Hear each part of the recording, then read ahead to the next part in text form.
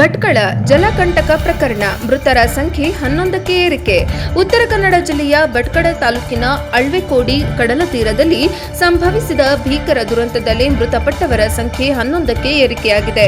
ಸಮುದ್ರದಲ್ಲಿ ಕಪ್ಪೆ ಚಿಪ್ಪು ಸಂಗ್ರಹಿಸಲು ಹೋಗಿ ನೀರಿನ ಅಬ್ಬರಕ್ಕೆ ಸಿಲುಕಿದ್ದ 11 ಜನರ ಪೈಕಿ ಭಾನುವಾರವೇ 10 ಜನರ ಮೃತದೇಹಗಳು ಪತ್ತೆಯಾಗಿದ್ದವು.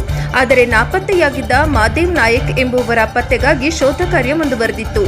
ಇಂದು ಎನ್ಡಿಆರ್ಎಫ್ ಮತ್ತು ಈಶ್ವರ್ ಮಲ್ಪೆ ಅವರ ಮುಳುಗು ತಜ್ಞರ ತಂಡ ಜಂಟಿಯಾಗಿ ನಡೆಸಿದ ತೀವ್ರ ಕಾರ್ಯಾಚರಣೆಯ ಬಳಿಕ ಮಾದೇವ್ ಅವರ ಮೃತದೇಹವು ಪತ್ತೆಯಾಗಿದೆ. ಈ ಮೂಲಕ ದುರಂತದಲ್ಲಿ ಇಡೀ ಗ್ರಾಮದ 11 ಮಂದಿ ಜಲಸಮಾಧಿಯಾದಂತಾಗಿದ್ದು, 2 ಮಹಿಳೆಯರನ್ನು ಮಾತ್ರ ಜೀವಂತವಾಗಿ ರಕ್ಷಿಸಲಾಗಿದೆ. ತಾಯಿಯನ್ನು ಉಳಿಸಲು ಹೋಗಿ ಪ್ರಾಣ ಬಿಟ್ಟ ಮಗ. ಈ ಕರುಣಾಜನಕ ಅವಘಡದಲ್ಲಿ ತಾಯಿಯನ್ನು ಬದುಕಿಸಲು ಹೋದ ಮಗನು ನೀರು ಪಾಲಾದ ಘಟನೆ ಎಲ್ಲರ ಕಣ್ಣಾಲೆಗಳನ್ನು ಒದ್ದೆಯಾಗಿಸಿದೆ. ಮೃತರಲ್ಲಿ ಒಬ್ಬರಾದ ಮಾಸ್ತಮ್ಮ ನಾಯಕ್ ಅವರು ನೀರಿನಲ್ಲಿ ಕಪ್ಪೆ ಚಿಪ್ಪು ಹೆಕ್ಕುತ್ತಿದ್ದರು. ಆದರೆ ಅವರ ಮಗ ಉಮೇಶ್ ನಾಯಕ್ ಸಮೀಪದ ಬಂಡೆಯೊಂದರ ಮೇಲೆ ಕಪ್ಪೆ ಚಿಪ್ಪುಗಳನ್ನು ಸಂಗ್ರಹಿಸುತ್ತಿದ್ದರು. ಈ ವೇಳೆ ತಾಯಿ ನೀರಿನ ಬಲವಾದ ಸೆಳೆತಕ್ಕೆ ಸಿಲುಕಿ ಮುಳುಗುತ್ತಿರುವುದನ್ನು ಕಂಡ ಉಮೇಶ್ ತಕ್ಷಣವೇ ಆಕೆಯನ್ನು ರಕ್ಷಿಸಲು ನೀರಿಗೆ ಜಿಗಿದಿದ್ದರು.